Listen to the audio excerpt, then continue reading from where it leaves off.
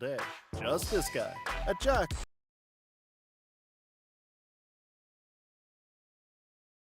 This is RSN, Rangers Sports Network, presented by Progressive. It is baseball time in Texas.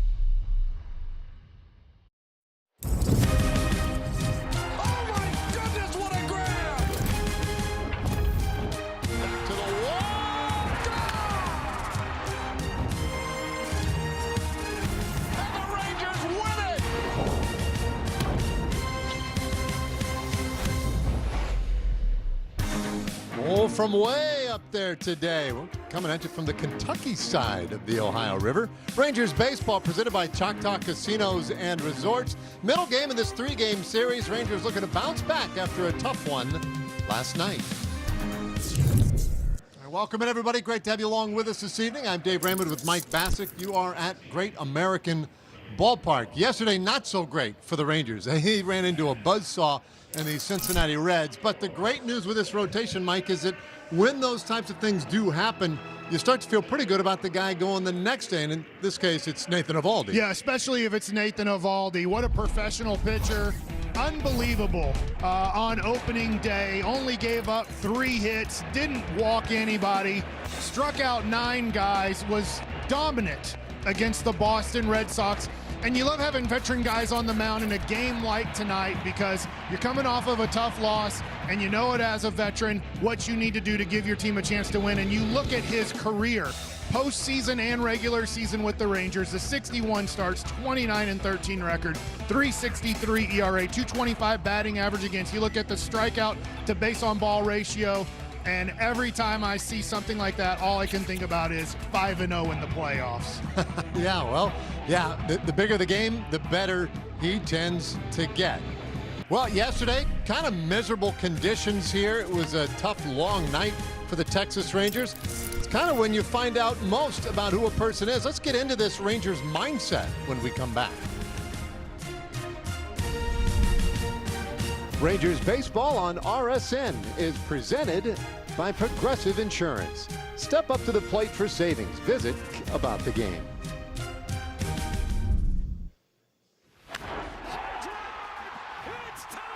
The goal is to win.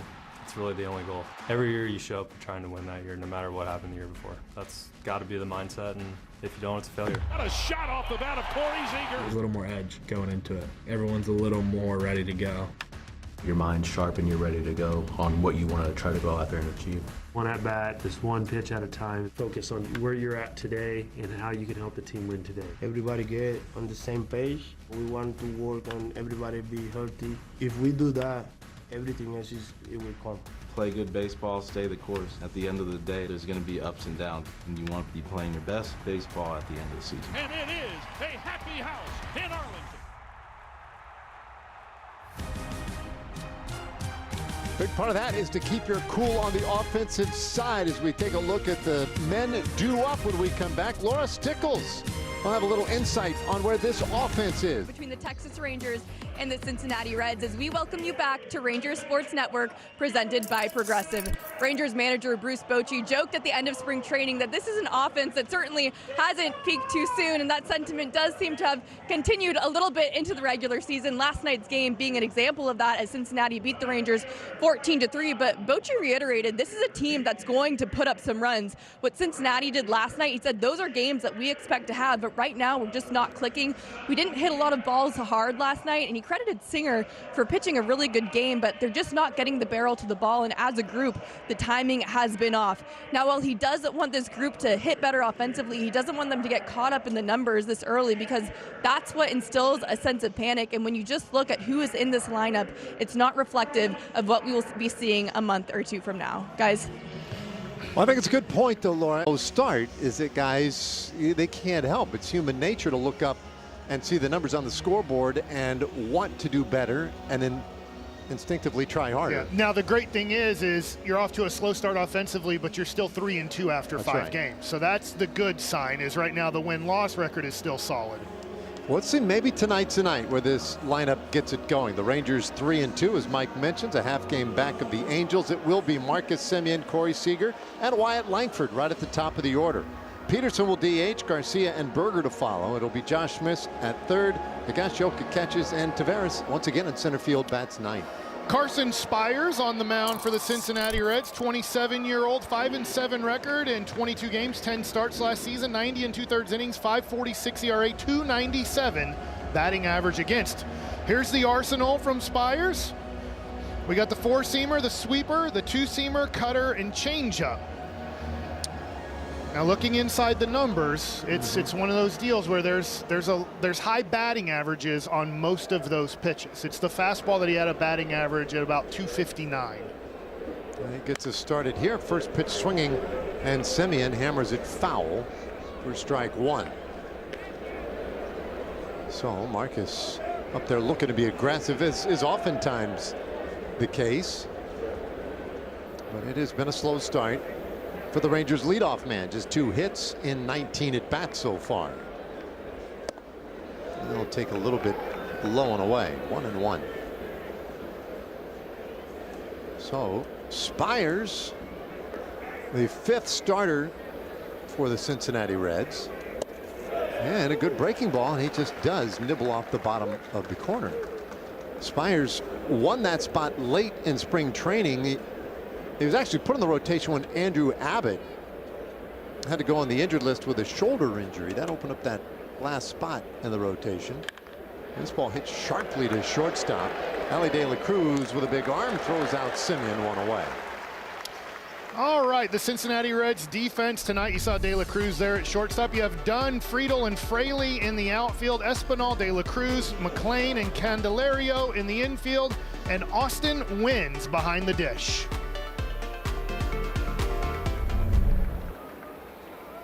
Now Corey Seager, left-handed slugger, also off to a slower start. 3 hits and 14 at bats. Both he and Marcus Semien looking for their first extra base hits of the year. And he lifts this one back in a short left field. Dunn coming in makes the catch. 2 gone. Interesting Dunn there. It almost looked like he didn't see it initially off the bat. Yeah, it's a little bit of a tough read. I'm trying to find the sun. I don't think it's in his eyes right now. You and a lot of people have been looking for that sun around here. Actually, it was sunny this afternoon. Still brisk. Tomorrow, I mean, it's supposed to be flat out hot here today in the afternoon. So, and it will be a day game as Langford steps in and takes strike one. Wyatt at 263.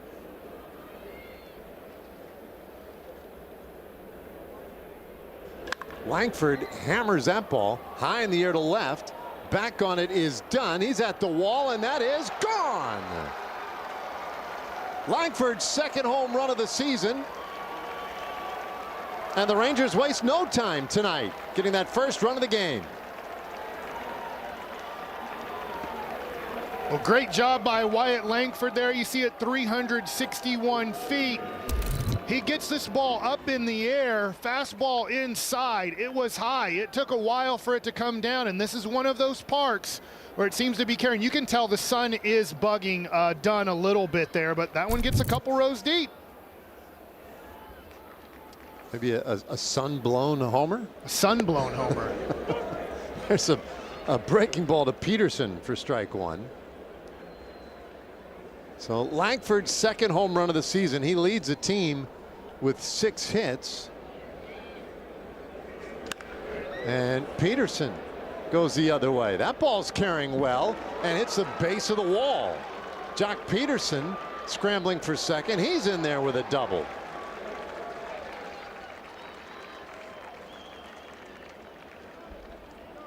Well, this ball is laced.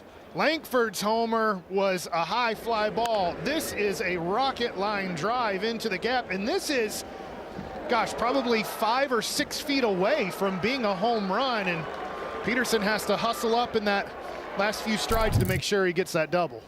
108 miles per hour off the bat. Langford was 102. Here's Adolis Garcia. And he bounces one left side of the infield. De La Cruz has time to set, and he fires high, but brought down by Candelario to end the inning. Well, a good start tonight. Rangers bats look a little more active here this evening. Wyatt Langford got one up in the air, and it just enough to get it out of the yard. Rangers up 1-0 tonight. And so now the Cincinnati Reds, 2 wins, 2 losses. They're a game back of St. Louis in the National League Central. TJ Friedl in center, Matt McLain at second, Ellie De La Cruz, the exciting shortstop, batting third. It's Lux, Candelario, and Espinal in the middle of the lineup. Fraley in right field, Blake Dunn in left. Austin Wynns does the catching, and he'll bat ninth. Nathan EOVALDI on the mound for his second start of the season. So far against Boston, you saw him on opening day. 6 innings, no walks, 9 Ks, 87 pitches, and tied Rangers record for strikeouts on an opening day. Here's the arsenal. This is so far 38%, 25% on the fastball curve. Cutter, split, slider.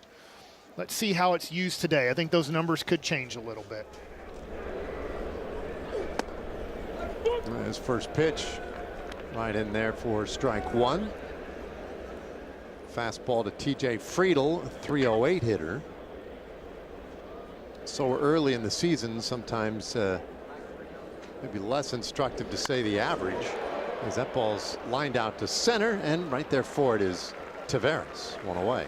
All right, well, we saw Leote in center. Let's take a look at the rest of the Rangers defense. Langford, Taveras, Garcia in the outfield, Josh Smith, Seager, Simeon, and Berger in the infield, and Kyle Higashioka behind the dish. I've been working on it, Dave. Well executed. I feel like I nailed it. Yeah. Is that part of the Duolingo training you've been? Yeah, I'm now going to refer to him as Higgy the rest of the game. Yeah. You're in the clubhouse with a good score. Doesn't matter. Matt McLain takes one outside, ball 1. McLain 5 for 16 to start the year. When you think about where these Reds are and what their chances may be this year, McLain factors in as a very key part of this. Huge impact on the man batting behind him. Take a look at Brad Mills on the left there. Terry Francona, first-year manager here in Cincinnati. That is to say, first year with the Reds. Coming out of retirement. Took a whole year off. Yeah. Said, well, that gave him just enough perspective to realize, I still want to manage. I really kind of like this job. And he stayed in Ohio. Yeah. After 11 years with Cleveland, where they had all kinds of success, of course, prior to that with Boston, a couple of World Series titles with the Red Sox. 1-2 pitch, and EOVALDI's up with that one. Not pleased with where that one went, but this is where he'll clear the mechanism and concentrate on this one. He is good at that. Separating each of these into singular events, a 2-2. And that one off the end of the bat, foul. That's a good pitch. That was honestly a really good job of hitting.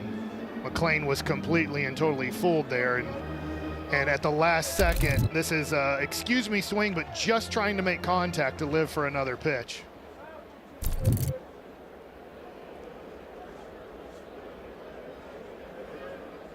I'll set up away here, the 2-2, and it's popped up again. McLain being a little bit of a pest.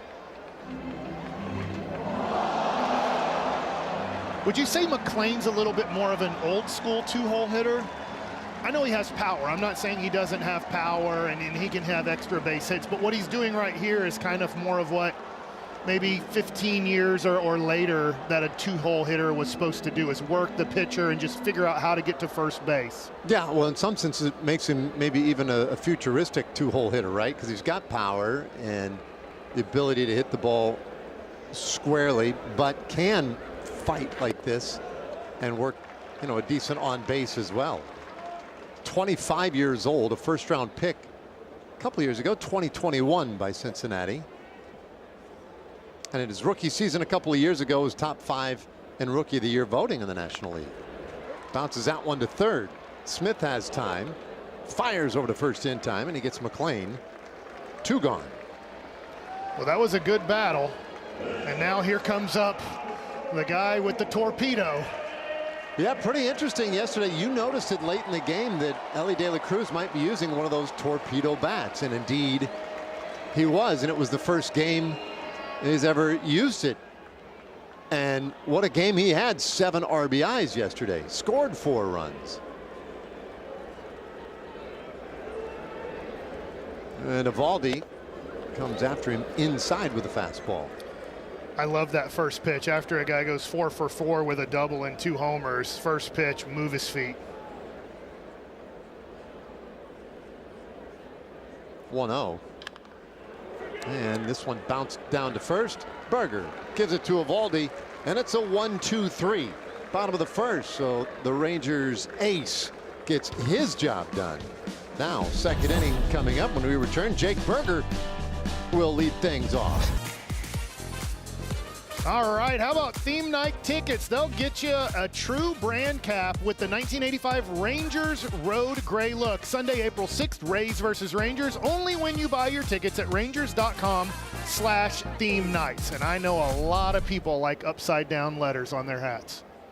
It's a big thing, yeah. Jake Berger stands in here to start the second inning. Rangers got a run in the first on the Wyatt Langford home run. Berger homered yesterday, his first of the season, and takes low and away. You know, it's interesting now, those 2 pitches weren't that close, but Berger's been swinging so quick. I haven't felt like he's got himself into like a hitter's count yet this year. That's a very fair point. We'll see a third pitch in this at bat. 2-1. Yeah, he's averaging fewer than 3 pitches per plate appearance. So it's usually a pretty quick verdict one way or the other. He was looking fastball there. Well, that's where he does his damage, generally speaking, the 2-1 pitch. And that's in the air down the right field line, foul. Actually had pretty decent carry on it for a ball I don't think he hit all that well. And I also, it seemed like maybe he didn't hit it off the good part of the bat. No, that was off the end. Now he's using a regular, we call them regular bats now? He's using a regular bat. He's swinging a baseball bat. 2-2 on the way from Spires. And that was close, but Berger did not go. Good pitch and good take. After getting the 2-0 swing, Spires went right back to that pitch, but Jake Berger did a great job of laying off of that one. All right, full count offering. And he swings through it. That's the first strikeout today for Spires.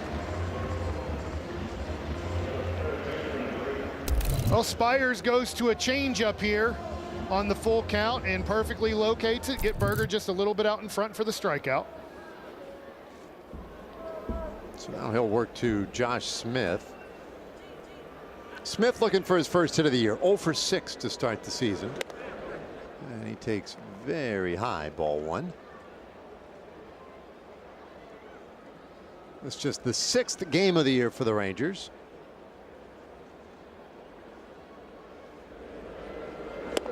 And that one right in there. 1-1. So Spires mentioned how he was kind of a late addition to the rotation for Cincinnati. He really struggled last year. He spent the better part of the year with a big club. That one on the corner. You know, he's not nearly as quick out of his windup. But he's got that similar step. Yeah, I noticed that. He has a little bit of the singer in him where it's a quick drop step and then, or side step, I guess you would say.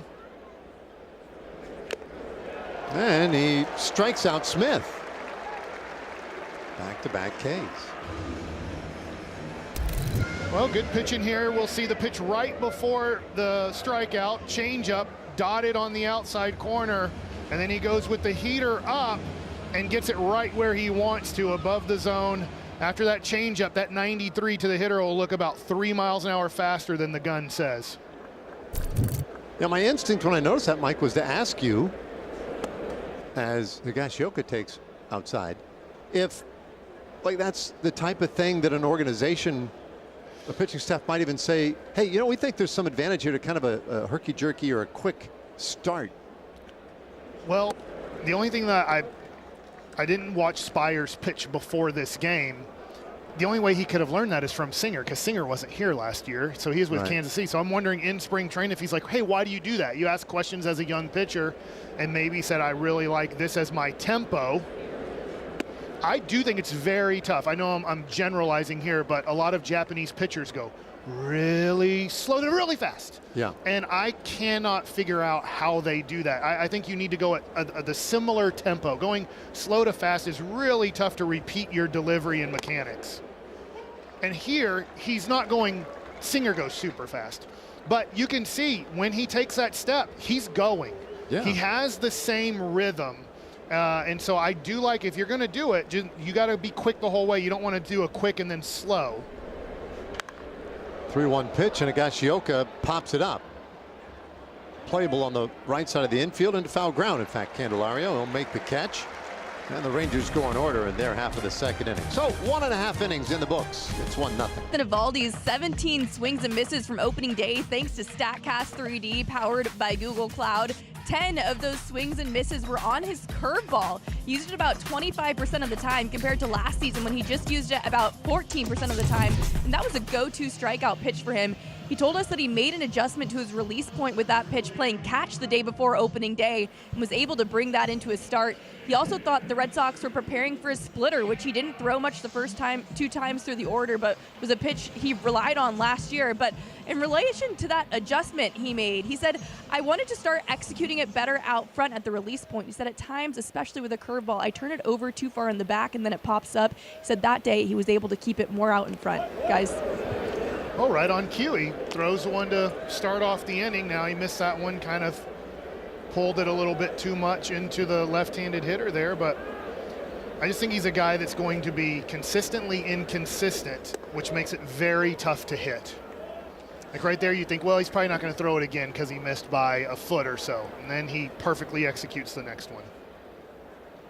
Yeah, I heard you guys talking about that on Rangers game day as Lux slaps one foul for strike 2, and the fact that with EOVALDI, he has such a variety of offerings that from game to game, and that's what he pointed out with Boston, he knew they were looking for the splitter, so he started to lean on the curve and never really gave them what they were looking for. Fastball's up, 2-2. But that's not everybody has that great command or confidence in all their offerings, but he does. This one bounced down to first base. Berger underhands it, and EOVALDI puts out Lux. 1 gone. All right, Dave, I have a question here, because I believe last year EOVALDI and Nathaniel Lowe for the last few years might have had a feed. I feel like that might be, I know it's at least 3 to this game already. Maybe he had 2 in the opening day game. Does Berger and EOVALDI have anything going? Well, I think I asked Evo about that during the time of the FanFest weekend, and his response to me was basically, I'm getting to know him, and we'll do the negotiating here soon. So I'm sure they've figured that out by now. But you're right, EOVALDI, he likes when there's a bouncer to that right side, and he's racing over to cover first. I think his mindset is, I'm coming over here for a reason. Yeah. So go ahead and give me the ball. He wants to make that play. 1-0 to Candelario, and he swings and misses at the splitter, which is kind of EOVALDI's calling card, right? If you're going to say one pitch, I think that's the. There's a reason Boston was worried about it. Yeah. Because of that one right there. Yep. On the ground again, first base. Berger has it. Hey, guess who's covering? Hey, that's 3 in a row. Ended it with De La Cruz to end the first, and now the first 2 outs here. This is a really nice play from Berger. Once again, goes to the backhand. Make sure he keeps it in front of him there. It doesn't matter if you go to your knees here. When you're playing third base, because Berger's played third, that might not be the best deal, because now you got to get up in a hurry and throw a strike. But at first, you just got to keep the ball in front of you and trust that your pitcher's going to cover. Well, when you're playing behind EOVALDI, you can trust that he's going to cover. He was there. And now Espinal, Santiago Espinal. He'll take off the plate, ball 1. You know what's interesting here is EOVALDI's pretty much throwing everybody backwards this game. And what I mean by that is he's starting them off with all off speed and then maybe as a finishing pitch going to fastball. 1-0, and there's a weak bouncer toward third. Smith is in, has all kinds of time to get Espinal, and he does. 6 up, 6 down for EOVALDI to start this one. Rangers lead it early, 1-0. And by your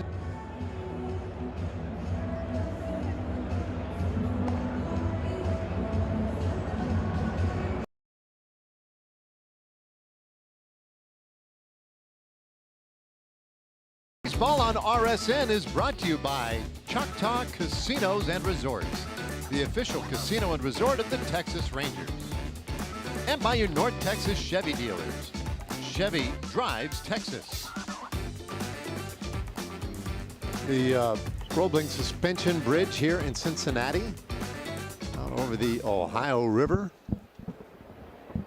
As we go to work now in the third, Tavares showing bunt, but I think just messing around maybe a little bit there with Spires. Ball 1.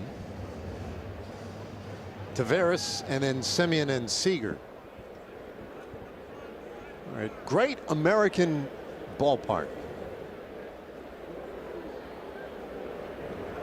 1-0. And Leote comes up empty.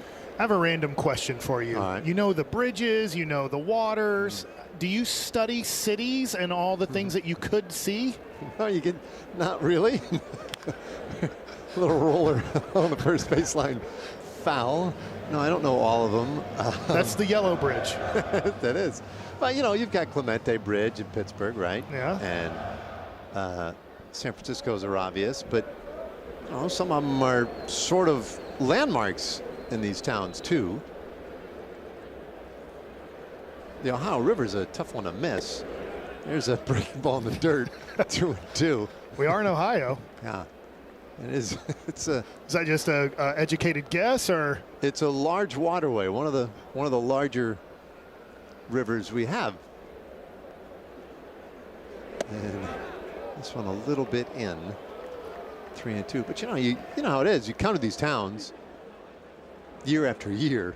You know, time after time. They just start to know the areas a little bit. I say that, I got us lost leaving the hotel yesterday. There's a swing and a miss, and Tavares strikes out. That's a third strikeout for Spires. We eventually got here. We sure did. In plenty of time. Yeah. Yeah, you know. I mean, it's not my hometown or anything. Although sometimes certain places feel like it. There was a time where used to come here 3 times a year. So I felt like I got to know this place pretty well. Marcus Semien takes strike 1. I think you have some towns, right, where there's just really not a lot around the ballpark, and we don't talk about it much. Well, there's another highway. It's the whatever it is down in LA, right? The 410, 401. I don't know, whatever they are. Okay. Those freeways. 405. Yeah, not that interesting. I just noticed you're really good at when we have scenics. You seem to know stuff about the scenics. Sometimes. I just think it's a pretty picture. It is a pretty picture too, right? Which is probably why we get to know them, because after a while we see them a lot. Spires low on outside with that one. 3-1. So here we go. Second time through for the Rangers. We'll see if you know, if they've got a better idea of how to handle Spires. They've never seen him before. All right, he's 3-1, and that's on the ground, left side of the infield. Espinal's right there, though. 2 gone. Did you feel when you were pitching, Mike, if there was a team you'd never faced before, did you feel like you had maybe a little edge? Yes. Now, you can quickly lose that edge.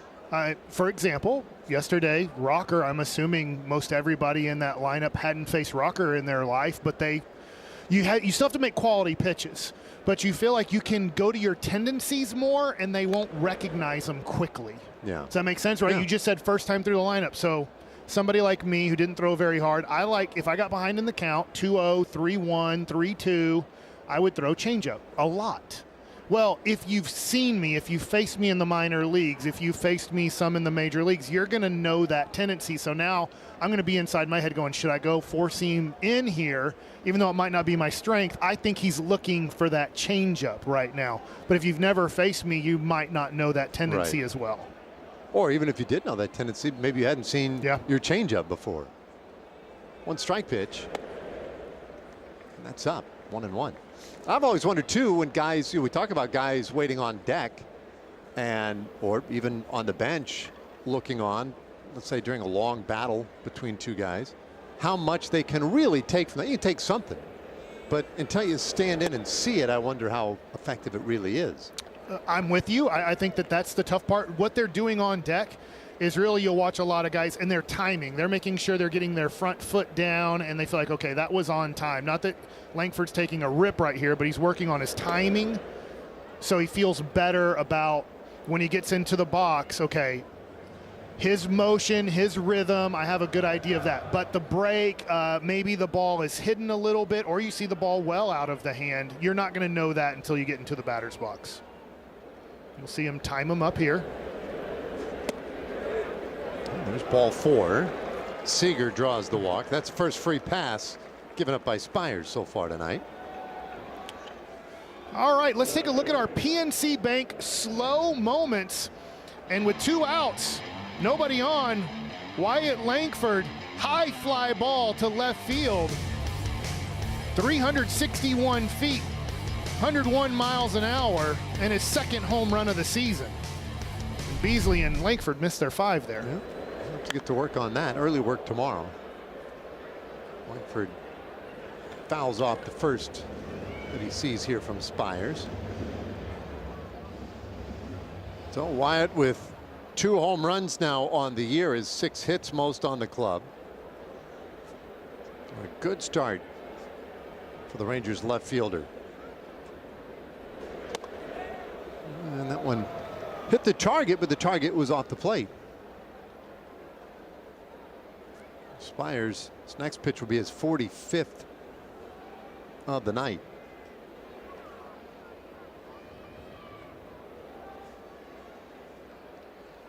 Set up away again. And again, I think that's where they wanted it mostly, right? I mean, Wins is setting up out there. Yeah, I mean, they might be being careful, but Peterson rocketed a ball into the gap for a double on deck. So these 2 guys hit Spires hard the first time through. 2-1. And that one shot out into right field. That's a base hit. Seager turns, heads to third. Langford on the hustle to second, and he's thrown out. And it looked like maybe there was a moment of hesitation around first, and that got him. Not even close at second base, and that's how this inning ends. An unfortunate base running blunder. So we head to the bottom of the 3rd inning. Rangers holding a 1-0 lead. 1-0 going to the bottom of the 3rd inning. Let's look at Langford's base hit here, and let's see how he gets out of the box. He's going pretty hard here, and then he hesitates just for a second, and then goes, and I'm not sure if he would have made it even if he wouldn't have hesitated, but unfortunately, once you hesitate there, you might as well just shut it down. Peterson cranked a ball into the gap. You got 2 guys on, but hey, everybody's going to make mistakes. No matter how long you play this game, you're not going to be perfect at it. He's going to learn from it. It's what we call water under the bridge, Mike. Okay. I'll remember that. Beautiful suspension bridge over there. We got all the water of the Ohio River, and we move on. I think what happened there too is, right, you get around first like he did, and he's so strong, fast, athletic. Yeah. He took that little moment of hesitation, I think, reading what you were reading, right, which is, even if I'm flying around here, this looks like this could be trouble. And then thought, well, now I'm hung up between first and second. I'm in just as much trouble going back to first maybe as I am going to second. And then just decided, well, we'll push the cards in. There's a swing and a miss, and Fraley strikes out. First strikeout so far tonight for EOVALDI. Well, the way Nathan EOVALDI's pitching, we might only need 1 tonight. And you see the splitty right there on the plate below the zone. Actually, Nate didn't like his landing spot there, but this is a nasty split finger right there. One of the best in the game.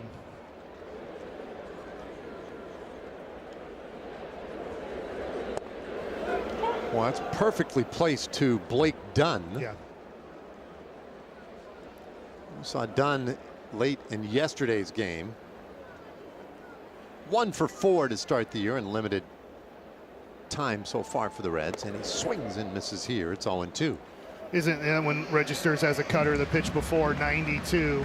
Talked about last inning how he was throwing kind of everybody backwards, starting them off soft and then maybe throwing hard later. And now to start off this inning, he's reverted back to what you'd maybe think of more traditional pitching. And now going soft as he gets ahead in the count with the splitty for the strikeout there with the curveball.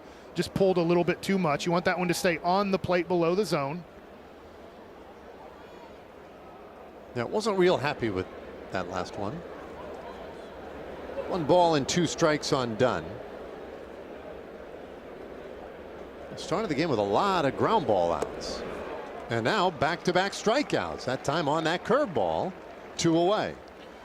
Well, let's look at the first 2 pitches to get ahead here.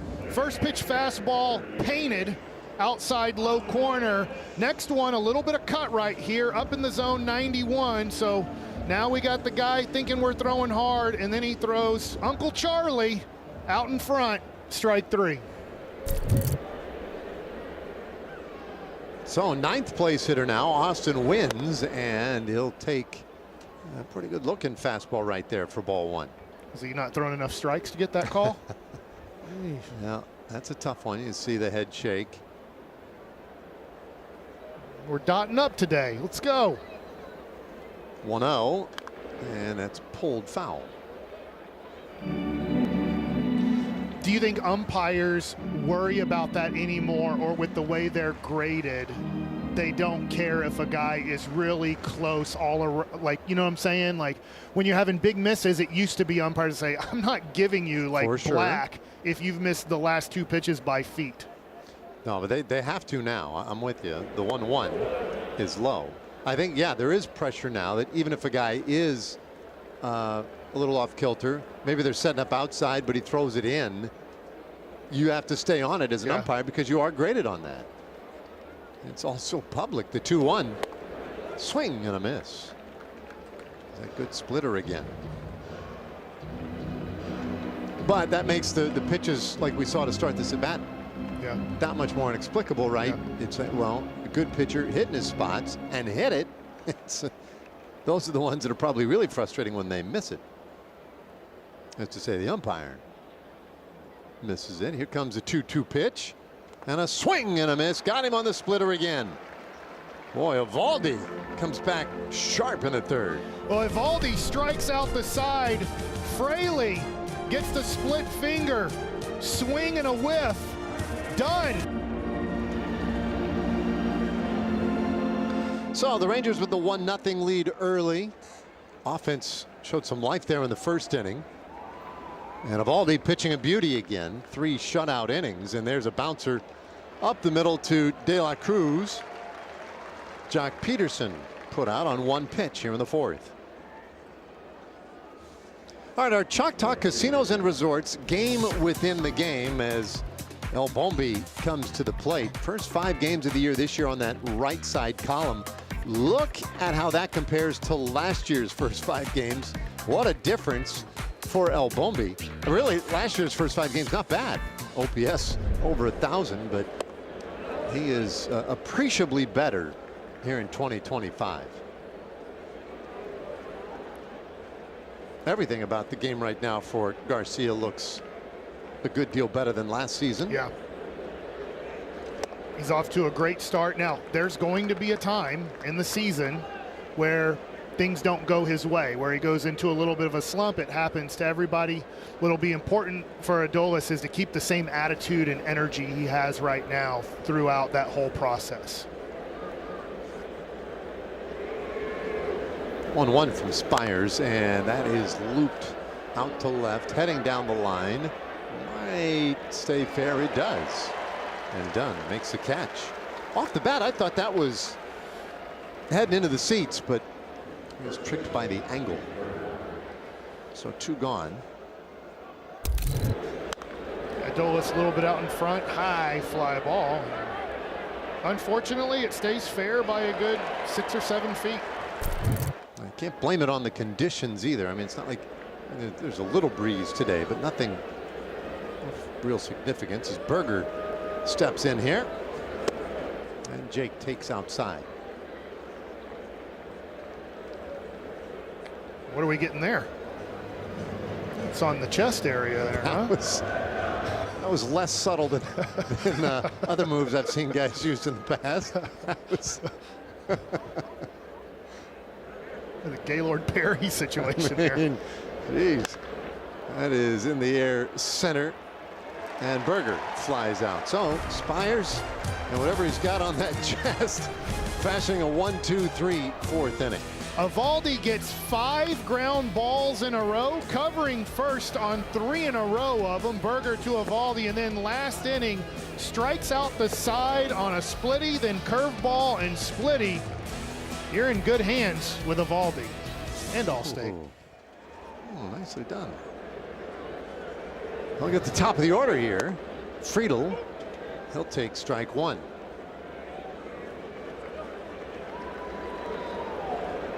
Well, Friedel is the only guy today who's managed to get the ball in the air off of EOVALDI. Lined out to center field in the first inning, and he comes up empty on the curve. 0-2. Well, the start that we saw from EOVALDI on opening day, 6 innings, 9 strikeouts, no walks, was just spectacular. And this one so far a little bit better. Yeah. Well, Willie Abreu's not in this lineup. No kidding. 0-2 pitch. Man, that's low and in. He was the only guy, right? Yeah, if it's not for Abreu in that game. 6 shutout innings. He might have gone 7. I mean, he was dealing. The 1-2. A little bouncer foul. So after 2 incredible years in a Rangers uniform, most notably the World Series run in 2023, the postseason in which he went 5-0. He cemented a legacy for himself in the state of Texas. A young guy from Alvin. 1-2 pitch. That's low. EOVALDI then signs a 3-year deal with the Rangers this offseason. And that was right as we went to the postseason. Chris Young was pretty clear about that. That was really the priority, was to make sure that they got EOVALDI back. Yeah. And you, I mean, for me, you had to. He's so important, not only on the mound, that's the most important, but as a teammate too. Oh, that's his 4th straight strikeout as he gets Friedel swinging. Oh, gasoline right here, perfectly placed at the hands, top of the zone, 94 miles an hour. How about our Ford leaderboard on EOVALDI? Looking back to last season, he led the team in all 6 of those categories. The whip, very good at 111. The 3.80 ERA, the 12 wins, and he fires in strike 1 here with a fastball. The velocity just keeps going up as the night wears on. A little old school pitching here, right? Like 92-ish, and now we're getting into the 4th. He feels that this could be a tight game. The Rangers only scored 1 run on a solo shot, so I'm going to juice you up a little bit here. Ground ball foul. Quickly 0-2. Well, yeah, a little old school, a little country. Right? Alvin, Texas. Alvin, Texas, in the spirit of the other major league pitcher from Alvin, Texas, Nolan Ryan. That's not fair to call Nolan the other pitcher. I'd like a redo on that. Yeah. 0-2 pitch. And that is strike 3 called. Got him on the curveball. 5 straight strikeouts for EOVALDI. Well, how about this? When you're around the zone a whole bunch like EOVALDI has been all day, maybe you get that one off the plate here. You can see him on the side of the ball, karate chopping it down. And Higgy frames it up. Steals one for us there. Yeah. Part of the reason he's here, right? So both guys are using the computer. Who wins? EOVALDI just hit his computer, and then EOVALDI wins. Because Boch just pointed this out, there's 96 with the fastball, so he really is starting to loosen up. But Bunch has always pointed out, right, that you're the one holding the baseball. Yeah, they've never taken out a catcher for the home run. Yeah. De La Cruz backs away again, this time the splitter inside. It's 1-0, I get it. De La Cruz swings and misses a lot. We see so far this year 14 strikeouts, 0 walks. We saw him last night. Not a time to challenge him. If you need to walk him, and I know he can run, but there's no reason to just throw one down the middle and see what happens. 2-0. And that's chopped right side. Simeon takes care of it. Another 1-2-3 inning for EOVALDI. Rangers right-hander starting to feel it. Josh Smith will lead it off for the Rangers here in the 5th inning. It's a 1-0 Rangers lead. 4 perfect innings from EOVALDI so far. We just saw his stretch of consecutive strikeouts ended at 5. And now a breaking ball from Spires drops in there for a strike. It's really all good news so far tonight. Perhaps with the caveat that this offense has yet to really have that big inning or big game this season, and Smith rolls out to start the 5th inning. Yeah, Carson Spires, give him credit. He is pitching a really nice game. He gave up the solo home run, and for the most part, that's it. In the 3rd inning, Rangers looked like they had something going, but threw out Langford trying to get a double. He's going back to that chest. Yeah, whatever magic sauce he's got spread across that chest is helping. That's kind of wild. Yeah. It's not near the neck area either. It's in the jersey there. Higashioka the hitter, and he'll take low. So some intimate moments with Spires here this evening on a chilly night up along the Ohio River. And Higgy rips that, but just foul. 1-1.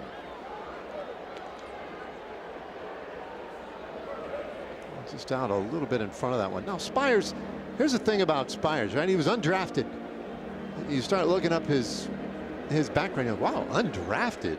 Well, it was 2020, right? And that was the year that the draft went only the 5 rounds. He had a great collegiate career at Clemson. And he comes inside here 2-1. In high school, he grew up in Greenville, South Carolina, and was a superstar athlete. 4-year letter winner, baseball and football. Holds pretty much all the quarterback records there, as that's low and away. Career passing yardage, career passing TDs. Was team MVP, All-State. I mean, you're talking about a very good athlete. Goes to Clemson. He was a co-captain for the Tigers. 3-1. And he gets a corner call. I won't complain there just because that's about the same location that EOVALDI got the strikeout looking. And Higashioka doesn't complain either because he can't. He's got to keep that relationship in good shape. The 3-2, that's outside. So 2nd walk issued by Spires tonight. Anyway, I think it's one of those interesting side notes, right? A guy then is a co-captain on his college team, obviously a really good pitcher, and doesn't get drafted because it only went 5 rounds. So he signed as a free agent, and they canceled that minor league season. So he really didn't get his career started till 2021.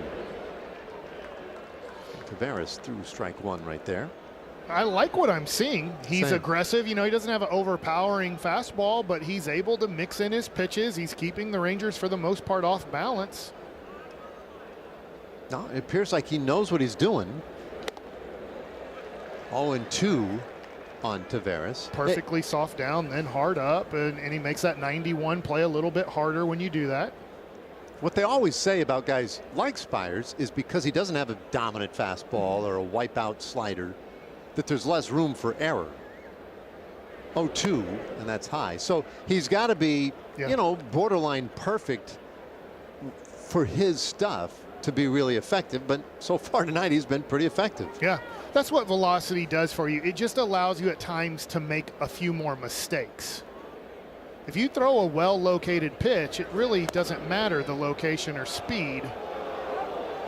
Sorry, it matters the location. It doesn't matter as much speed. If you're living on the edges and you're mixing up where you're going, you'll have a lot of success. It's every once in a while you throw that 98 down the middle by accident, you might be able to get away with it more. A bouncer foul here by Leote. Battling nicely with Spires, who is now at 65 pitches for the night. We'll see how far he goes. Well, Singer being able to go 7 innings last night gave the Reds a well-rested bullpen tonight. 2-2 and a pop-up right near home plate, and Spires handles it. 2 gone. All right, before the lineup turns over, let's scooch over a moment here for Baylor Scott and White Health. Get the back care you need and get back to life fast. Well, that is kind of my thing. Healthcare that keeps you in motion. It's not complicated. Dave, on that fly ball, Wins, who they're having a talk here, did he just not see the pop-up a few feet away from him? Yeah, I don't know. Because usually the catcher is going to call off the pitcher here, but he sees that Wins called it, and he just got out of the way, or that Spires called it. He just got out of the way and let him do it. Yeah, I mean, Spires definitely took control of it, like a middle infielder. And maybe, maybe that's in his blood, right? Let's see. There he goes. He screams, I got it immediately. I got it twice. I got it 3 times. I mean, you did just talk about him being a great football player. Yeah, well, his uncle, Bill Spires, 13-year Major League infielder. Brewers, Astros, Mets. So another guy who went to Clemson, so maybe he always figured he was going to be a middle infielder, just turned into a pitcher.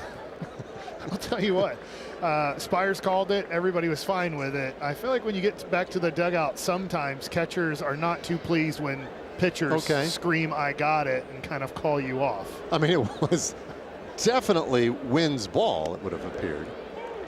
Well, that's a beauty. Good fastball, plays perfectly on the edge. And out's an out. Yeah.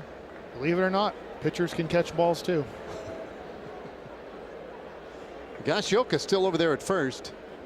2-2 to Marcus, and it's low. Full count. I'd love for Marcus here to get one into the gap or get one over the fence, which will give you easy jog around the bases. But with Higgy going here on the pitch, he should be able to score on an extra base hit. There goes Gashioka, and a swing and a miss at the changeup. Simeon strikes out. The inning is done. Boy, don't look now, but Carson Spires is pitching a pretty good ball game himself. On the mound for the Rangers, and guys, EOVALDI throws a lot of pitches, but a changeup is not one of them. But he did tell me a story a couple days ago where when he was pitching for the Red Sox, Jason Varitek had a conversation with him in the dugout one game and said, what's your changeup? EOVALDI said, that's a quick trick question. I don't throw a changeup. And he said, yes, you do. It's your curveball. He explained that his curveball tunnels really well off of his fastball. So as long as his fastball is up in the zone, his curveball works the same way as a changeup would. Guys? I hear what we're saying there, but the one thing about a changeup is the hitter has no idea that it's a changeup because it's spinning exactly the same. I like what Varitek's saying there to get him to believe in a pitch a little bit more and how it tunnels. But the one thing about a changeup is there is no recognition from the hitter because it's spinning the same way. Line drive out into right field, and there's the first base runner tonight for Cincinnati. Gavin Lux with a leadoff single in the 5th. Well, let's see where this pitch is located here. Not a bad location. It's on the black of the outside of the plate, a little bit higher maybe than EOVALDI would want, and Lux does a good job of hitting here. Pulling an outside pitch and getting the first runner on for the Reds. So EOVALDI from the stretch now for the first time tonight. And there is that curveball right in there for a strike. But to Laura's point, I felt the same way last year about Jack Leiter, right? That I like the curveball just for the speed differential. Yes. Just for a little something softer. Now, I will say with EOVALDI split, most guys, not all, right, because DeGrom throws the ball in the high 90s. A lot of guys that are power pitchers do not like throwing changeups. They just like spreading their fingers out more, gripping a little bit tighter, and still just throwing as hard as they can, and then letting the ball dip and go down. Where a changeup is a little bit more of a feel pitch, and sometimes power guys or aggressive guys will struggle with a changeup, just not feeling confident with it. So I feel like most power pitchers like throwing split fingers more than changeups.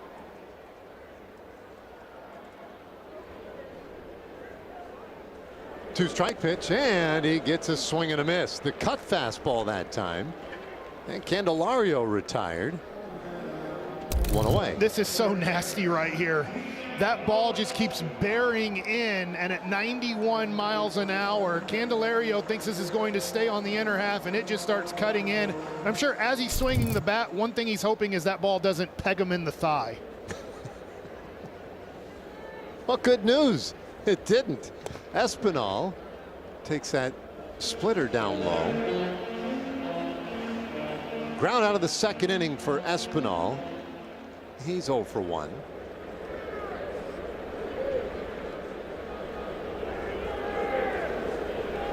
Light hitting infielder. Espinal playing third tonight, and he takes a strike on the outside corner, and that's the point you were making earlier. Maybe a little extra out there. It's okay if it goes to both pitchers. Yeah, Higgy got one against him last time. EOVALDI's now gotten 2 off the plate over there. 1 pitch and a swing and a miss, and that curveball really did play like a changeup, based at least on the swing by Espinal. Yeah, so far out in front, and you can tell there's late recognition on that it is a curveball. And by the time they've committed to the swing, they've committed so early they can't make an adjustment. The bat's out of the zone by the time the ball's in it.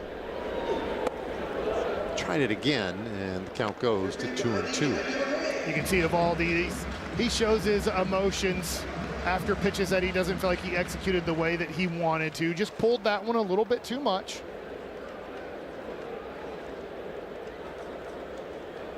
Here's a 2-2, and a bouncer at third base, could be 2. Smith to second, 1. Simeon over to first in time. Double play. 5-4-3. Josh Smith providing a little help for EOVALDI. Presented by PNC Bank. Brilliantly boring since 1865. Brilliantly boring. Yeah. Put that on my tombstone. There's a bouncer to second base. And an easy play to get Corey Seager on the first pitch of the inning. Man, Spires has been good. How about a message from Jack in the Box? My Big Smash Jack has more than double the beef of a Big Mac. Seriously. Welcome to Jack in the Box. Bold claim. Here's Langford. Home run and a single. He has been the offense not just for the Rangers tonight, really for this game. Yeah. I was looking at Spires last year. He had 3 consecutive starts in June where he threw 6 innings. And those are his only outings last year where he was able to complete 6 innings of work. Now, new year, he worked on his stuff. This is his opening night here, and he looks really good. Obviously, the Reds, Terry Francona, have to be very pleased with what they're getting here. He's not, I don't know who's possibly getting healthy or not healthy for the Reds, but Spires ain't leaving the rotation anytime soon, pitching like this. No. And though you really haven't seen it yet, this Rangers line, this is a good lineup. There'll be a point where Spires looks back at this start or whatever, a fan or evaluator looks back and like, wow, against that Rangers lineup then, huh? Now, this is sometimes how things go in that first week of a season, and it has been slow offensively. 2 balls, 2 strikes. And Langford got under another one, but he hits it high in the air, a soaring fly ball out there near the wall and caught by Dunn. Just missed a second home run. Man, just underneath this 2-seam fastball. And he hit it well, just a little too high. This ball had airtime. And unfortunately, it came down in play. Spires wasn't sure about it. No. Felt pretty good when he saw Dunn squeezing it, though. So Jock Peterson, he rifled the ball in the first inning. Grounded out his last time up, 1 for 2 tonight.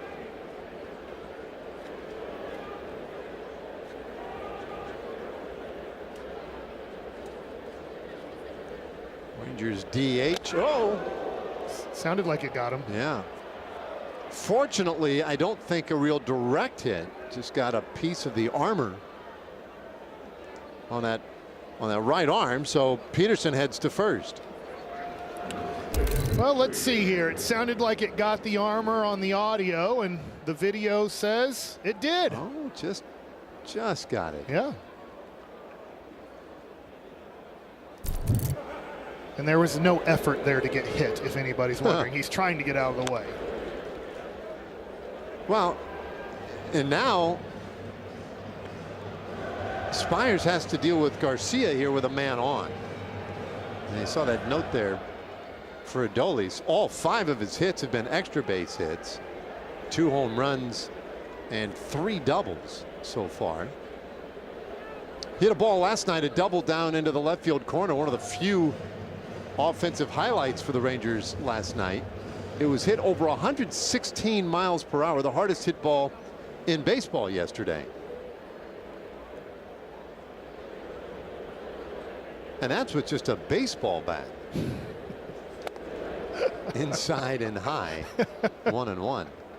He outdid the Ellie torpedo bat yesterday. It's not like he was swinging a torpedo up there. Those torpedoes, though, the Rangers have put in an order, several orders. They're hoping to get some of those bats pretty soon. The 1-1. And that ball's hit hard down the left field line, but foul. Well, let's look at this 116-mile-an-hour rocket down the line early in the game, staying fair and getting another extra base hit. Got to run fast when you hit it 116 miles an hour off the wall. Yeah. It gets back in the infield in a hurry. 1-2, and that's off to the right, out of play. Now, I'm sure the outfielders are seeing the ball a lot better than me, but for these last few fly balls, I'm having trouble seeing it in the sky. It's kind of that time of night, right? It's not night yet. Sun is down. Now, I haven't seen anybody have trouble seeing the ball, but once the ball kind of gets into the sky here, I'm losing it a little bit. Yeah, this is that time of night. The twilight can be difficult, and there's a swing and a miss. Garcia strikes out, and the inning is over. The Rangers can't score again. But the good news for them, Nathan EOVALDI. Rangers lead 1-0, and let's take a look at StatCast, and let's look at Nathan EOVALDI tunneling his 4 pitches out of the hand, and then good luck, because different speeds, different locations. I guess if you close your eyes and swing, hope for the best. Yeah, that's a challenging strategy to lean on, but here's the pitch arsenal through 5. 16 splits, 14 curves, 13 fastballs, 10 cutters. Good luck picking out what pitch he's going to throw next. In fact, to the point, I do like doing this, but I haven't said yet tonight, oh, I think he's going to throw this pitch next. Right. I don't know what he's throwing next.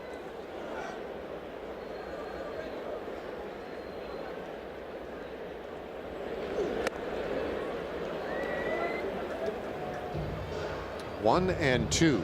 He is been really sharp tonight. EOVALDI with 6 strikeouts through 5 innings. And there's only been 1 out in the air tonight.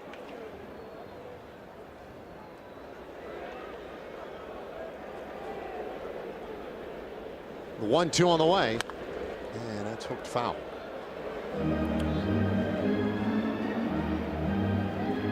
So as we mentioned earlier, the priority this offseason for the Rangers, make sure they got EOVALDI back, signed him to a 3-year deal, now 35 years old, and you mentioned it, big part of it what he's done on the field. Another big part of it, the teammate that he is, as he strikes out Fraley, his 7th punch out tonight. Wow, let's look at the sequencing here as we are just pitching with great stuff. Cutter up and in, 89 miles an hour. Then we go with the soft curveball below the zone at 75 out in front. And then a splitty that looks like it's going to be a fastball on the outside corner and then dives down and away to get the chase. Blake Dunn takes a fastball away. I mean, he is just past that 60 pitch threshold tonight. Yeah. This is really remarkable. Even with all the strikeouts, it's a foul ball. That was down the middle. So even in a perfect game, which I know it's so far 16 up, 16 down, a guy has gotten a hit. You're going to make a mistake here and there, but they are so few and far between tonight. Good luck if you're a Reds hitter, because you might maybe get 1 good hittable pitch per at bat. But you're really struggling to even find 1 good pitch to hit per at bat. Ground ball up the middle for Seager, 2 away. Yeah, they've had the 1 base runner. Gavin Lux had the clean single last inning to open the inning, and then was doubled up to end the inning, and that's it. And that wasn't even a bad pitch. No. The Rangers needed a good outing from EOVALDI today after a tough night last night when they lost 14-3. Boston wins, fouls off strike 1. And it's so interesting. It looked like Higgy put in the first call. Nate didn't like it. Instead of shaking, he just went to his computer and then changed it, and then Higgy shook his head yes. All right, here we go. You are such a boomer, calling that a computer. Remote control? What is it? It takes batteries. That must be a computer. What do you call it? PitchCom? PitchCom, yeah. All right, fine. It's computer. PitchCom. No, I think it's fun when you call it a computer. Well, he's typing. He's on his beeper right now. Must have been fascinated by a cash register as a kid. That blows my mind. 1 ball, 2 strikes now on Wynn. Oh, EOVALDI, even as well as he's pitching, right, still shows that disdain and disappointment when he doesn't execute a pitch. Yeah. Well, and right here, I mean, this is a 1-run game he's pitching in. The Rangers have not made this comfortable on EOVALDI at all. Line drive, right field. Garcia ranging over into a dive. Did he get it? They're going to say it's tracked. So Wins is safe at first. Garcia feels like he caught it. The Rangers may challenge. Garcia feels like he did. He immediately put his head to his ear, or hands to his ears. No. And the Rangers will not challenge. This is a great effort. Adolis rounding the ball, diving. Ooh. Wow, wait a minute. From that angle, it looks like he caught it. Let's see if there's a bounce here. Nope. That hit his glove, right? That was Havsey's. That's out. Like, do you think it's a hit? I think that's a hit. I don't think that would have been overturned. Right there, there's grass. Okay. I'll agree. Yeah, I mean, it's really close. And now a big curveball in there for a strike to Friedl. In a game like this, you kind of maybe need to save that challenge if you're like, probably going to be a hit, because at this point, hopefully just 1 wins this game. I don't want the Reds to score, but it doesn't look like there's going to be a big inning in this game. Rip foul, and just like that, it's 0-2 on Friedl, the leadoff man. who is lined out and struck out tonight. Yeah, the one thing about EOVALDI being so locked in and only at 70 pitches in the 6th inning, though, the issue is this. These are such intense pitches in a one-run game that you know your team is struggling to score to start the year and struggling to score in this game. So you know giving up a couple runs could cost you the game. Looking for his 8th strikeout of the night, and he got it. A split-fingered fastball, and Friedel down swinging to end the 6th. Well, he's the ace of this staff. He had 1-0, and hey, next time the Rangers play at home, we have a Peagle bobblehead presented by Golden Chick. Friday, April 4th against the Rays. First 15,000 fans. Tickets at Rangers.com. The Wings bobble. Yes, sir. Now, Scott Barlow in the game now for Cincinnati. So the Rangers will get a different look starting here in the 7th, and Barlow fires in strike 1. Veteran right-handed reliever.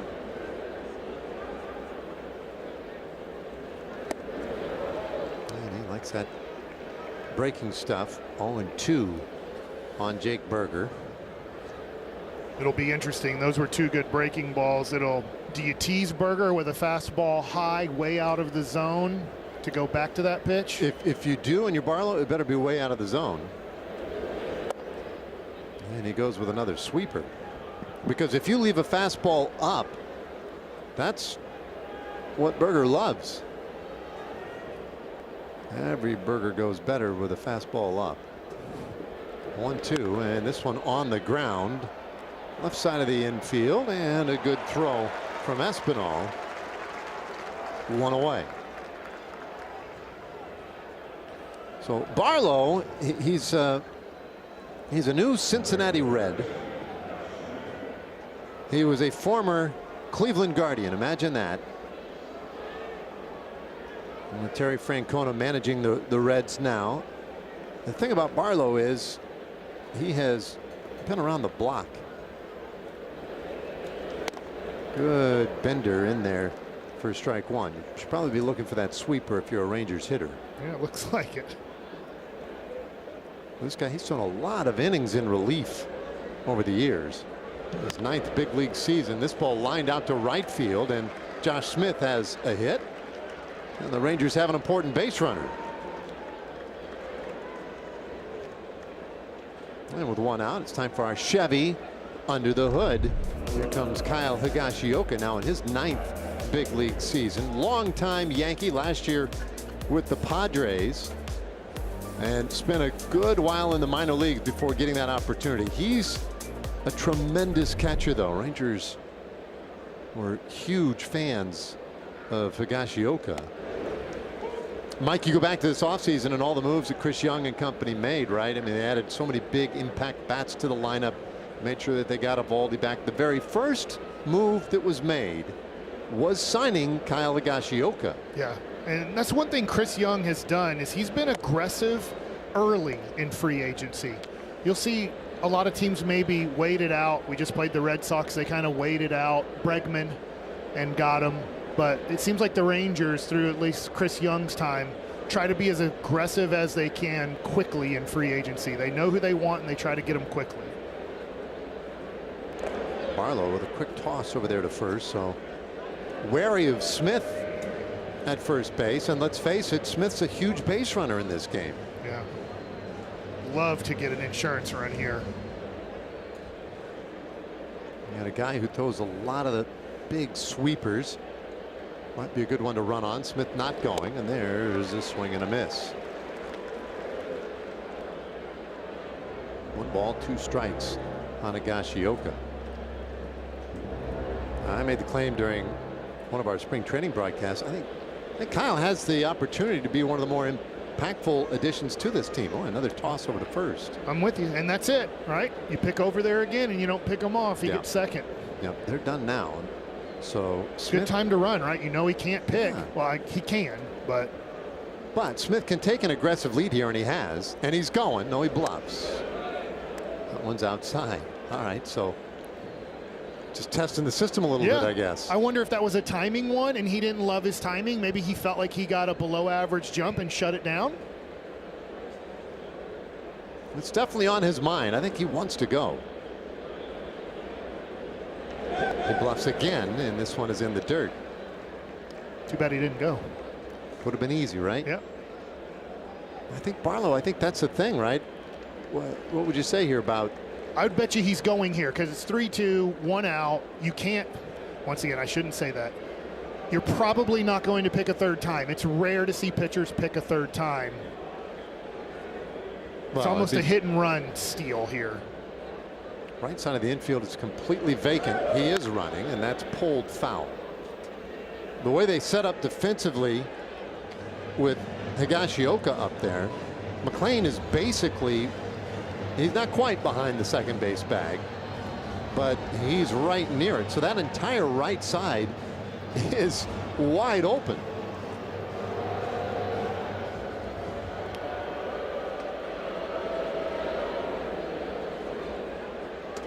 Smith leading again. Here it is. Outside, ball 4. So the running game portion of it, that's moot. 2 men on, and the Rangers for the first time maybe building something in an inning. And so now they will slow things down on that red side for a moment. You know what's interesting here? I'm just putting it out there. I don't think it's going to happen. But Leote worked very hard on his bunt game. We've seen him bunt for a hit. You're not really sacrificing here. But if you were to bunt, and even if you were to get out, you would get runners to second and third for, I know Simeon's off to a slow start this year. But it's not a bad time to maybe try for a bunt base hit. Now you got to see where the infielders are playing. So Espinal, the third baseman, he's a kind of a second baseman, a middle infielder by trade. If you got a sweeper slider here, boy, Candelario's really deep at you could first. pull it with you. You could run it with you, and you definitely have a hit if you bunt it hard to first. No, he's not showing bunt. Instead takes it strike.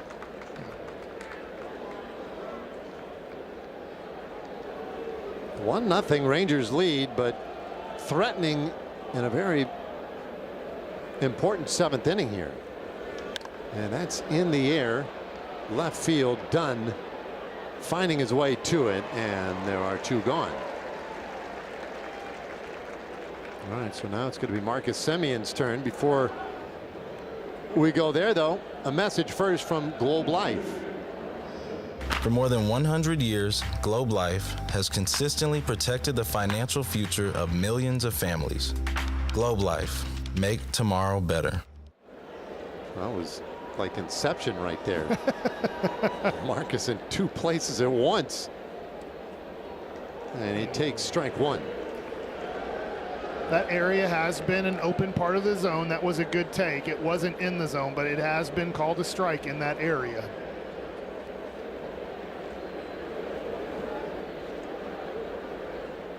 Barlow with a high set, and the pitch missed his spot badly. It's actually really close. You were talking about this earlier, right? I mean, he technically that might well have been a strike. Yeah.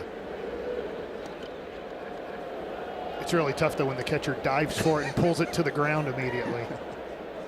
1, and it's on the ground. Third base. Espinal is there, throws it to second, and that ends the inning. So the Rangers leave a couple of men on base. It's stretch time in Cincinnati in a 1-0 game. The accounts and descriptions of tonight's game may not be disseminated without the express written consent of Rangers Television, LLC. All right. Well, this has been just a dazzling performance tonight by EOVALDI, who now works into the 7th inning. He's faced 1 over the minimum.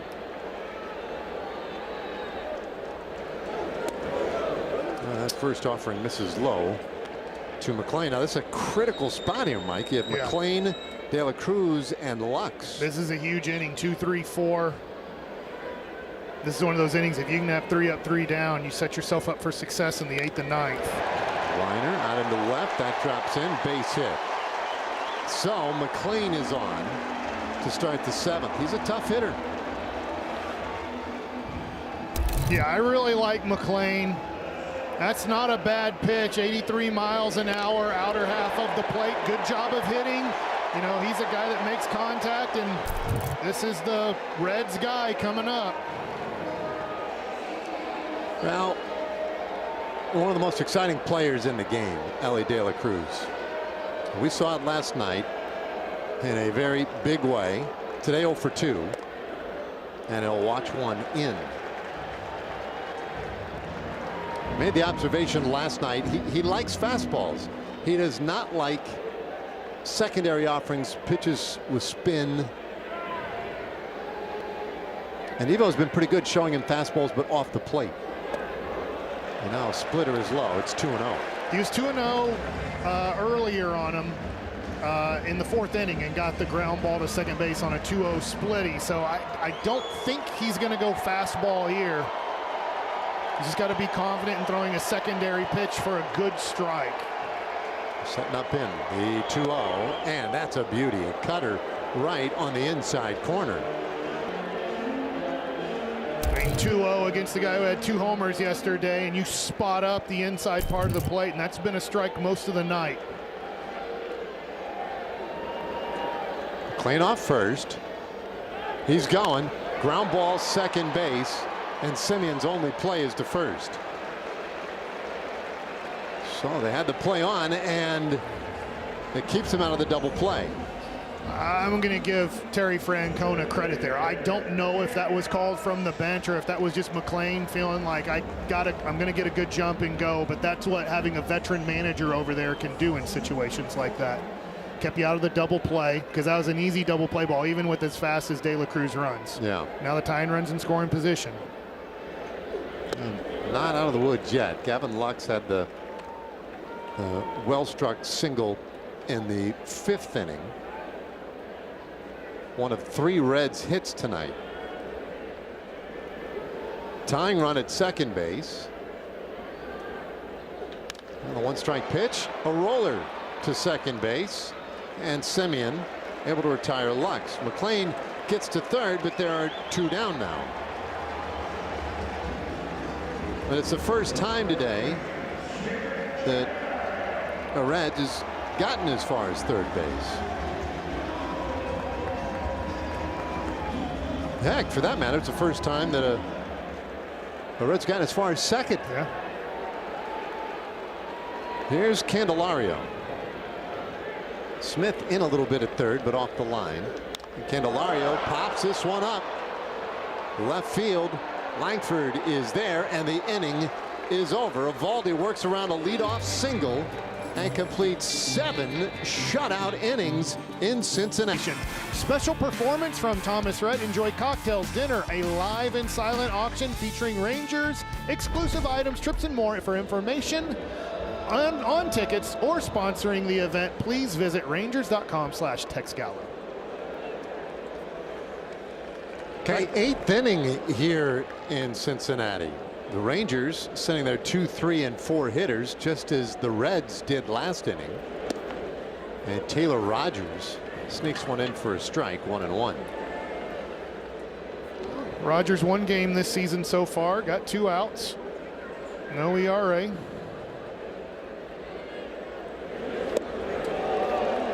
Strike 2. So far, Seager just hasn't found the timing in 25. We know he will. Yesterday tried a couple of different stances. It's in the dirt. 2-2. And sometimes you'll see guys do things like that just to reset, right? Just to try and change things up a little bit, see if something clicks. Didn't walk earlier tonight. And he fouls that one back. When he's on, that's a home run. That was a home run pitch, just missed.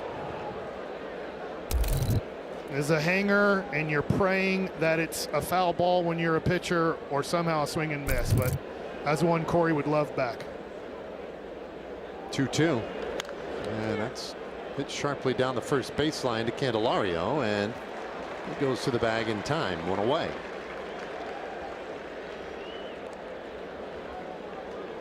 Well, speaking of home runs, Langford hit a home run in the first inning. Thank goodness, because that's all that we have seen in this game. He also singled in the third, and then in the sixth inning hit a ball that looked like it might go, but it was caught right at the base of the fence in left field. And he smashes that ball high in the air out to center, but Friedel to the deepest part of the park makes the catch. Well, there's one guy continues to have great swings. Nothing to show for that one. I thought this was gone with the sound. The sound sounded great. 92, and you know who else did? Taylor Rogers. Yeah, it sounded like it was like Ellie De La Cruz last night, but it just didn't go as far. So Jock Peterson has been on a couple of times tonight. Hammered a ball to the wall in center in the first inning. Was hit by a pitch his last time up.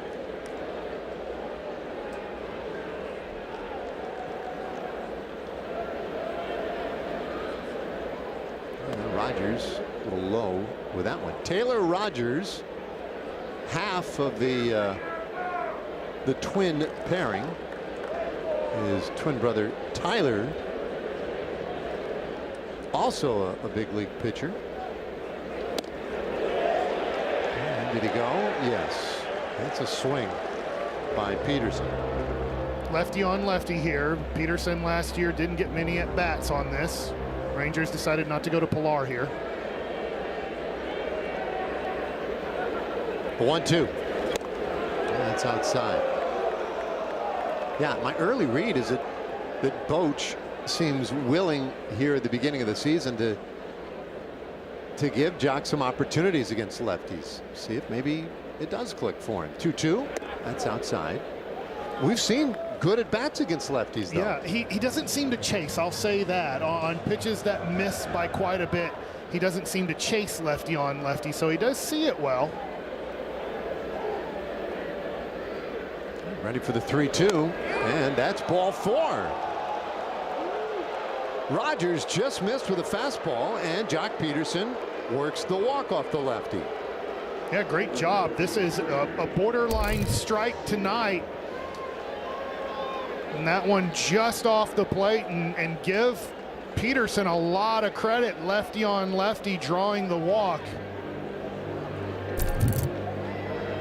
Well, and that's what makes Peterson such a valuable hitter, is he gets on base at a high rate. He has the great power, and Francona takes the ball from Rogers and goes a little deeper into that pin in a 1-0 game. Adolis coming up against new righty on the mound for the Reds, Ian Jabot. Like the jeans. Obscure reference. They're big time when I was a kid. Here is Garcia, and he'll go after that first pitch. Pops it a mile into the air. And that one handled in left by Dunn.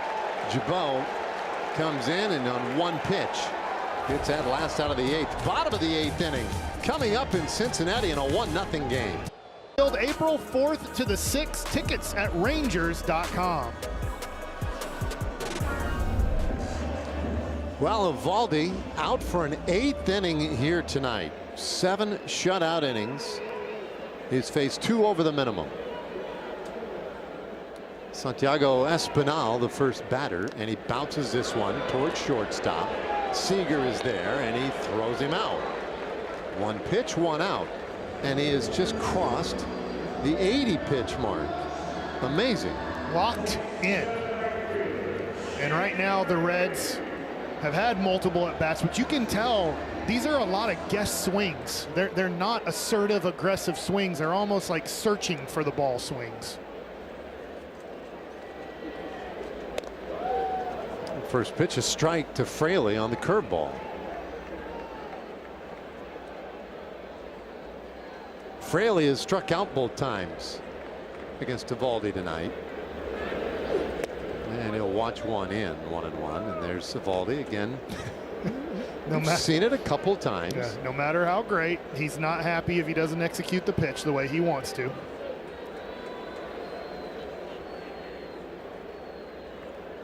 Here comes his 1-1, and that's tight.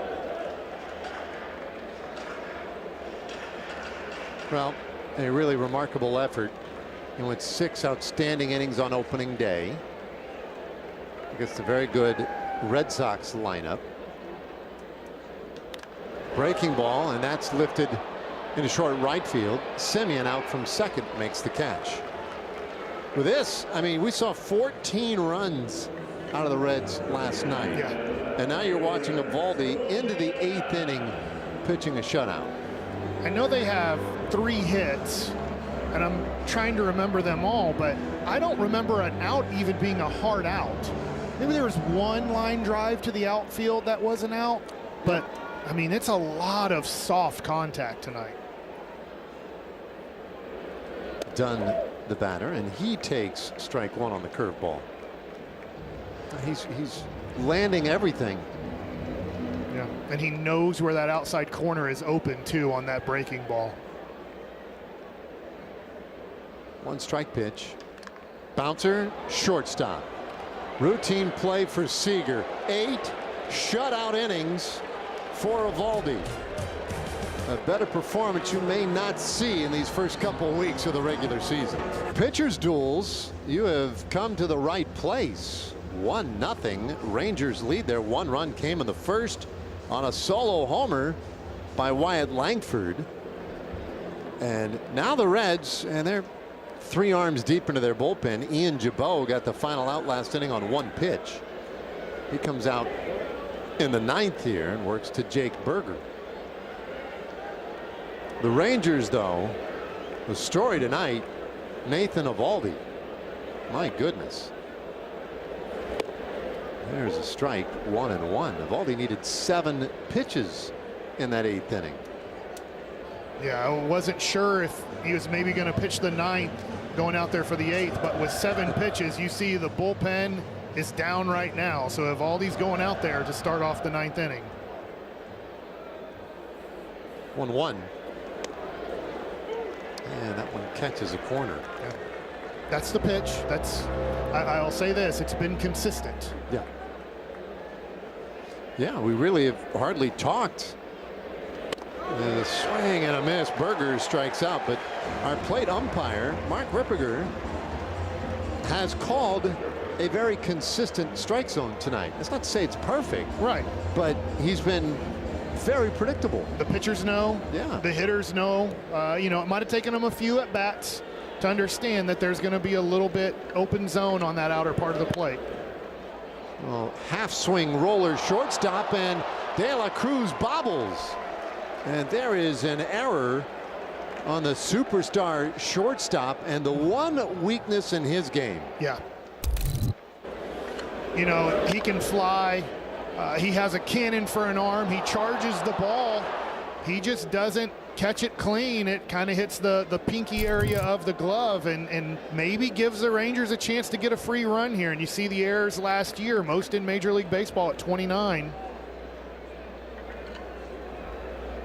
Yeah, I tell you what, a free runner on a night like tonight could be massive. See if the Rangers can figure out a way to take advantage of Smith. Higashioka, the batter. And Josh is going. That one's fouled over the right side, out of play. Hey, it was a good pitch to hit, but Smith had it. Yeah, I think he had a good jump. Jabot was slow to the plate. That was going to be an easy steal, but you know, as a hitter, you get a pitch that you can hit, you take your rip. Here's he's slow to the plate, and most likely Smitty has a base there. We'll see if he tries it again. Candelario holding him. And Jabot delivers. And that one's in there for a strike. 0-2 to Higashioka. He's walked a couple of times tonight. 2 for 8 as a hitter this year. And now quick throw over to first. That one gets away, and Smith didn't pick it up quickly enough. That went off of Candelario's glove, and they almost gave Smith another free base. Yeah, that one didn't get far enough away, though. I'm kind of glad he didn't get up quickly, because that one didn't get too far away. It might be a good time to run here. He is going. Oh, the pitch out is on. The throw to second, a pretty good one. And they said they got him. Smith will ask the Rangers to take a look, and they may. They are going to look at it. I thought he beat the throw. I did too, but it looked like right there he was saying he came off the base. But then Smith was saying, true enough, but my foot was in behind me. So let's see. Let's see. He's there. He's safe. And now the challenging the outcall at second base. Foot's in. He's staying on. Yeah. It's just a matter of that second one. Yeah, I think the foot's there the whole time, right? Because they don't really get him until he comes off the base. Well, he's on. He's on. Now the foot is on. And the foot stays on. Yeah, I think that foot stayed on the whole time. Yeah, hopefully we get this one overturned. I mean, Nick Marley, it's just amazing to me, but he's all over the glove and the tag and watching to see if Smith was able to hold it. I think he just flat missed the fact, though, that foot snuck in behind, and I think he's going to be safe. It's probably very tough to see the back of the base and then when that foot hits and when the hand comes off. And you have to give McLean a lot of credit. We were talking to Boch about this. You need to hold on the tag the whole time. You do not swipe anymore and bring that glove up. You hold the tag on the whole time just in case that runner comes off the base. We're safe. Yeah. That should be overturned. As long as that foot never left the bag, he's going to be safe. Yeah, I don't think it left. It looks like he's not. I don't even think right there. I don't think Mallory's even looking at the foot. No, he's not. He's not. But he did a great job. I think fundamentally did a great job. But he just missed that little piece at the back. And now Carapazza, the third base umpire and our crew chief, will get the word here and deliver the news. All right. And I'm thinking the word he's going to use here is overturned. Yeah, they're taking their time here. It's making me nervous because this feels like it was, I don't want to say easy, but easier to see. And this is worrying me. After review, the call in the field is overturned. The runner is safe. Seconds to save their down. Fear not, Mikey. Okay. All good. Now take advantage. You got the air. You got the stolen base. Let's get an insurance run for EOVALDI. He deserves it. Yeah, it's a little bit of a chaotic inning here. And just little bits and pieces now amounting to some momentum, perhaps, for the Rangers. 1 ball, 2 strikes on Higashioka. Here it is. In the dirt. 2-2. And the Rangers, they've had runners all night. I think there's only been, there've only been 2 innings that have gone 1, 2, 3. Fouled away, and we'll do it again. They just have not been able to string multiple events together so far tonight. And the 1 run they scored was the solo homer by Wyatt Langford. Yeah, and you wonder, Langford had a really nice hit to right field, but he made a base running error by going for 2, and you don't know early in the game right there if you could have got something extra there. Yeah, that turns out to be a really big out. 2-2 pitch. Whoa, look out. His 94 plays faster than the speed on the gun. Just noticed to Berger and maybe even here to Higgy that it's 93, 94, but it's getting on the hitters quicker than the speed says. The payoff. And that's popped up. Seen a few of these tonight. Everybody calling for it, but it's the third baseman, Espinal, who takes control. And that's the second out of the inning. It'll be in the hands of Leody Taveras now.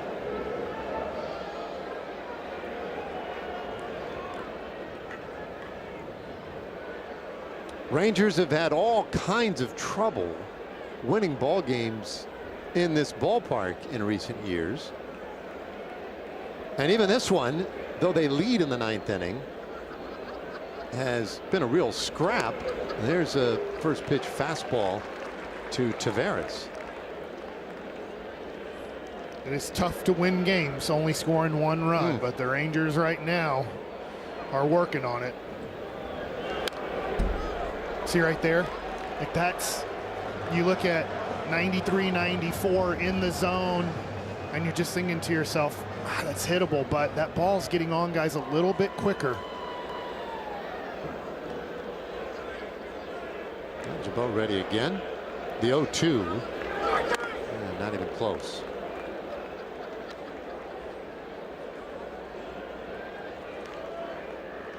World Series year 2023, the Rangers came here and were swept by the Reds. A couple of heartbreaking losses. It was the first real gut check of that season. 1-2. Yeah, that's fouled off. Stays 1-2. But what happened was the Rangers then came home to play the Yankees. And you might remember the moment where it all became real in 2023, at least for me, was when Nathan Eovaldi threw that complete game shutout of the Yankees on a Saturday at Globe Life Field. 1-2. That's up the middle. De La Cruz is there, and a Soto first in time. The inning is done. Well, there's nobody out there right now, and it might be Eovaldi again, going for a complete.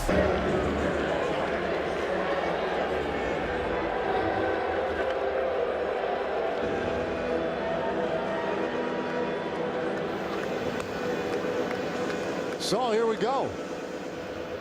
Eovaldi spinning a beauty here tonight. 8 shutout innings, no walks, 8 more strikeouts. He's still short of 90 pitches and trying to complete a Rangers shutout of the Reds on the road. What an effort tonight. It's been fun, but this is intense here, and he's not going to be facing wins. No, they go to the bench for Hurtubise, who we saw last night, left-handed hitter, and he takes strike 1.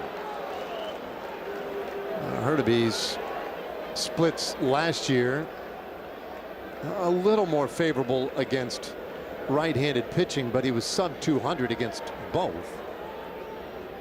Fairly inexperienced hitter, and he hits this one sharply past first into right field, base hit.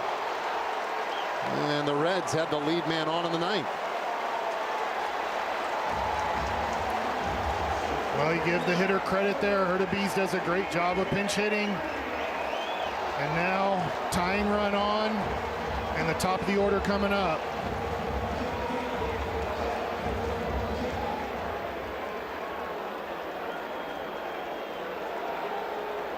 So Friedl will line out a couple of strikeouts. 14,852 here tonight, and they are pumped up, hoping to see their home 9 pull off some kind of a miracle. And here comes Mike Maddox, Rangers pitching coach. Have a word with Eovaldi as Chris Martin, the veteran righty, begins to loosen. Yeah, I think this is just a little bit of what we're doing on the bunt here, but a lot of giving Chris Martin time if another guy got on base, because he just got up. He's still just playing light catch, and now you see Jackson warming up too. It's going to take them about 3 more minutes to maybe say they're ready to go.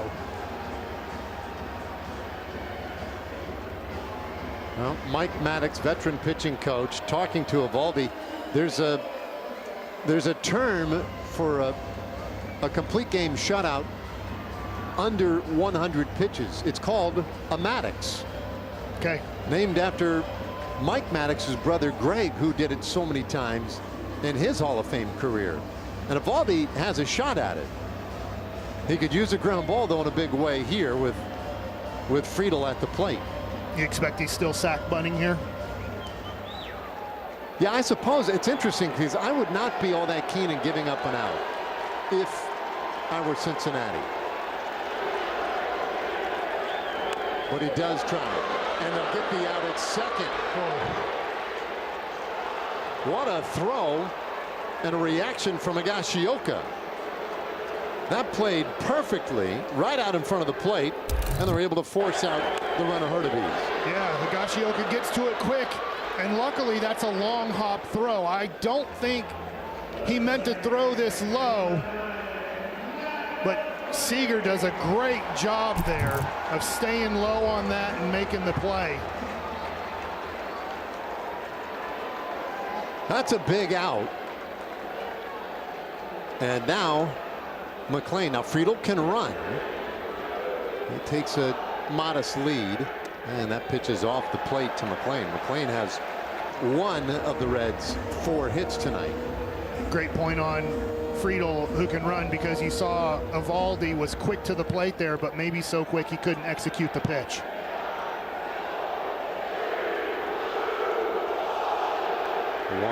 And a swing and a miss on the splitter.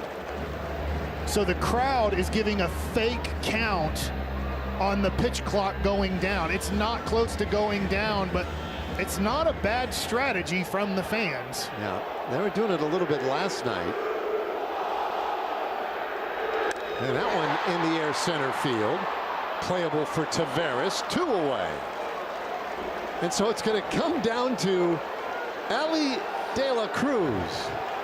Okay, this is baseball right here. This is what you live for. On the mound, at bat, as a fan watching here, as a fan watching at home. Enjoy the moment, and let's watch EOVALDI get a CG here.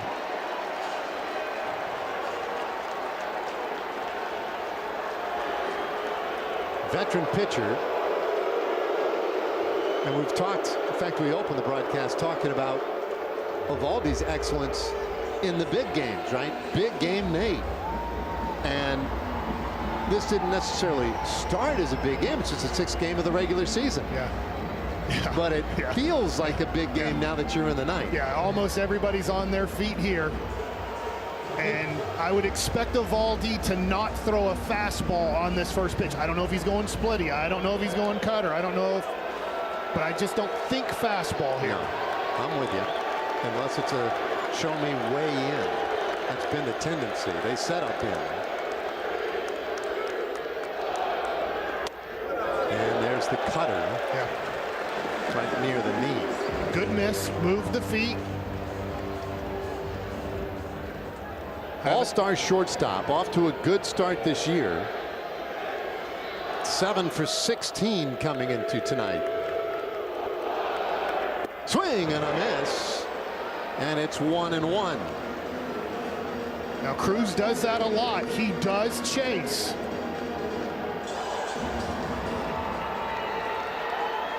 Led all of baseball last year with more than 200 strikeouts.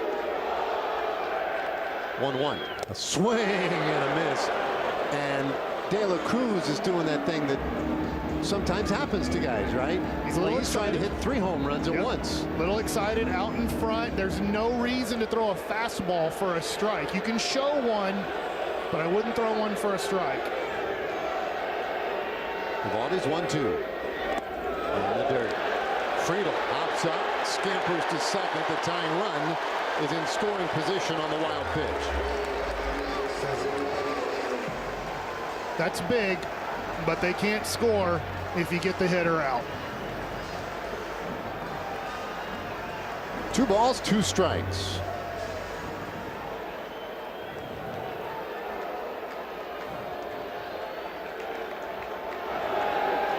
Evo ready again. This will be his 99th pitch of the night. And a bouncer, first base. Berger has it. EOVALDI covering. This one is over. A shutout for Nathan EOVALDI on 99 pitches. Let's call it a Maddox. He got the Maddox. What a way to end it by Nathan EOVALDI covering first, going up against the All-Star. First complete game shutout since April 29th. You mentioned it, against the New York Yankees in 23. There's the one man with the home run. What a game. Don't you love baseball, Ranger fans? This is what it's all about. Well, that really is fun. I mean, it was tense all the way. Yeah. but there's just nothing more fun than seeing a great starting pitcher throw a dazzling game, and that's what we got tonight from Nathan EOVALDI. Wow. Well, let's soak it up. Let's take another break, and let's come back and celebrate it a little more. Rangers win it 1-0.